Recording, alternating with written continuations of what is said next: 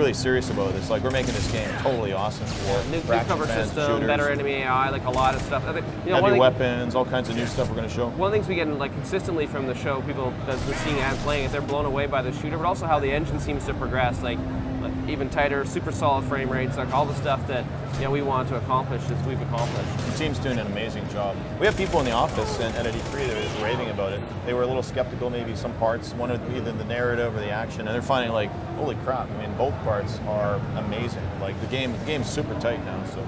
Yeah, and I would have to say I've seen quite a few of your early builds of games, and this is by far the smoothest frame rate I've ever seen you guys produce in a game. That's still many months away. Yeah, and this is live code. This is the actual game. We just brought it down to E3, so we're really proud. You can go check it out. We have a build. You can go play it. Yeah. I think I shall. Yeah, good.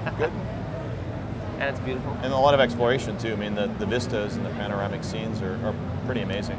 And are you guys making any adjustments to the morality system that you had in the first game, or is it still sort of the same level of shades of gray? We're always going to mix it up a bit, but we kind of like the tension that produced. There's never a perfect choice. There's always some little bit of gray morality in terms of what you had to choose, which way it was going to, the consequences to your actions were always going to be evident. And a big part of that's played out with your squad. I mean, you have this group that you have to get together, and they're a bunch of badasses with all their own personalities, and there's certain ways that you have to actually get their favor and things you have to do for them. So it really, really challenges the player to make some tough decisions. But you want to make sure you're always building towards this, super deadly end mission. And again, I think I'm not sure we mentioned Uncharted Worlds.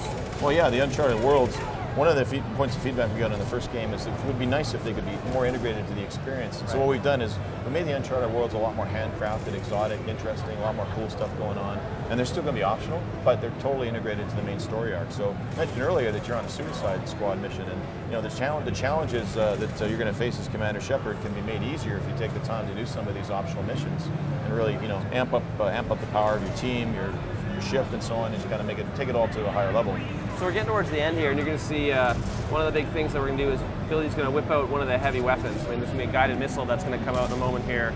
So they're firing at you from a placed gun placement there, so you have to try and take it out. One of the good ways to do that is use some of your guided missiles up to try and take it out. You notice there's independent waypoints. There you go. There's independent waypoints for your party as well, as you can place them separately on the ground now as well, so you have more power and control over your squad mates than ever before too. It definitely seems to have the action has a little bit better flow than it did in the first game, for sure. It's awesome. Well, I mean, we always kind of joke it was very hard getting the entire galaxy onto one disc. Right. Now that we've perfected that, we can perfect the overall experience. I think that's in a lot of ways with our sequels. We haven't had the chance to do them for a long time. You think back to Baldur's Gate 2 was one of the last real sequels we did, and this has been a chance to take everything, feedback from the fans, feedback from you guys, and actually really refine it and improve the game to a point where we hit every point we want to hit and make the game we really want to make, and people are going to be blown away by where it ends up.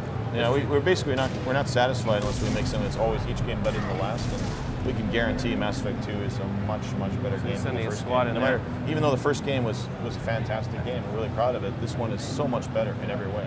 This is like the end, pretty much the end of this demo. That's the grand finale there. Great.